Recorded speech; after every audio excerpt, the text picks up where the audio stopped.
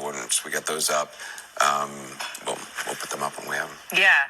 Oh, look, this is an important win for Democrats in the state of Wisconsin.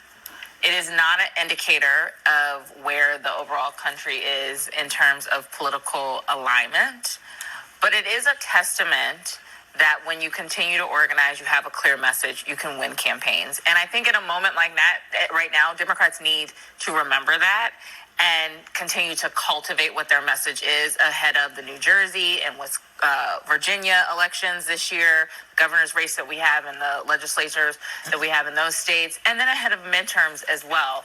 I think that, Florida, yes, no one expected Democrats to win. I still think it was closer than people expected in Florida. Again, probably not a place, an area that we will flip back in 2028. That's not what we're saying. But it is giving an opportunity for Democrats to say, well, who are these voters? Are they low or high propensity voters that showed up and that's why it was closer? It gives you some data to examine beyond just right.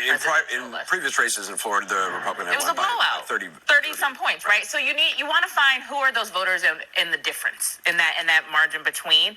And maybe you get draw some conclusions and maybe you don't, but data beyond just a presidential outcome, I think, is important. Yeah, I tend to agree with that, actually. There's always things to learn. And for the Republicans, it's a party of low propensity voters now. And so did any of them actually show up in any of these races in Florida or Wisconsin, or was it largely they just kept doing what they've been doing, which is showing up for Donald Trump and nothing else? That's one thing to be studied. I do think the Republican takeaways tonight are going to be this. In Florida, Democrats burned about $20 million on 2 congressional campaigns where both Republicans look like they're going to get around 57% of the vote. Yes, not as high as what Donald Trump got, but certainly commanding victories. Democrats were down in the low 40s, Republicans again at 57%.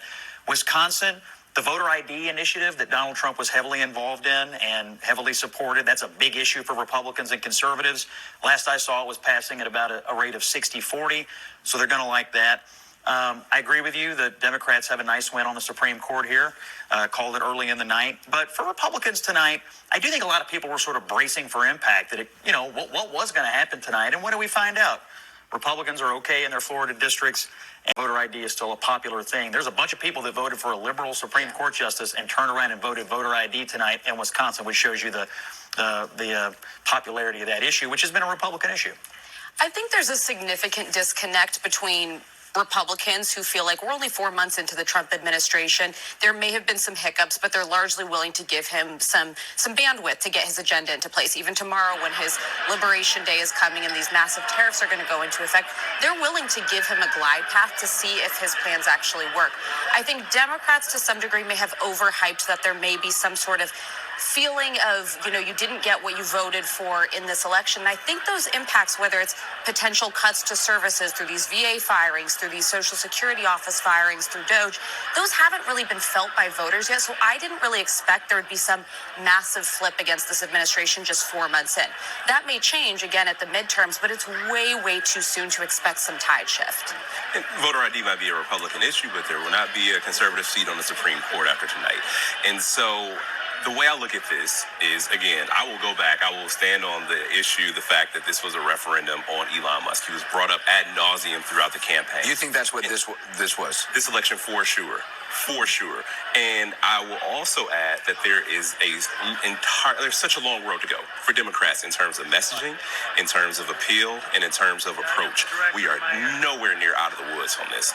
The race in New Jersey and the race in Virginia will be completely different than this, because this election, given the fact that abortion is on the ballot, given the fact that there is some disgust with Trump and Elon Musk of it all, for sure, but the terms sort of set themselves in the Supreme Court race. And we saw this sort of victory 2 years ago, and this is effectively a repeat of that because the same issues remain in the forefront. Scott, do you think this in Wisconsin was a referendum?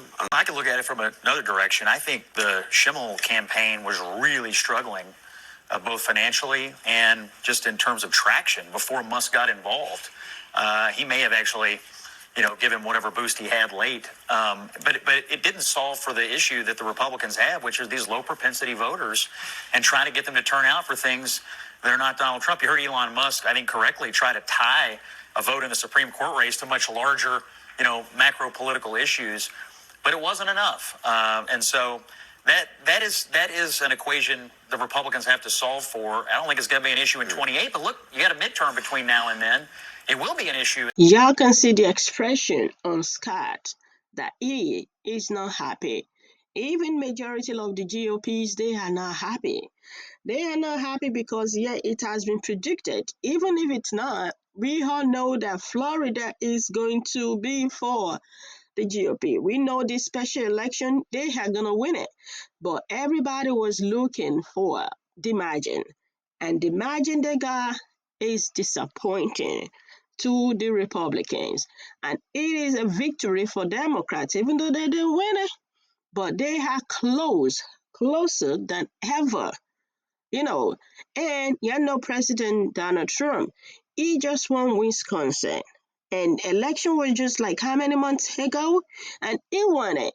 So for them to be having this margin, it is not a good sign for the Republicans.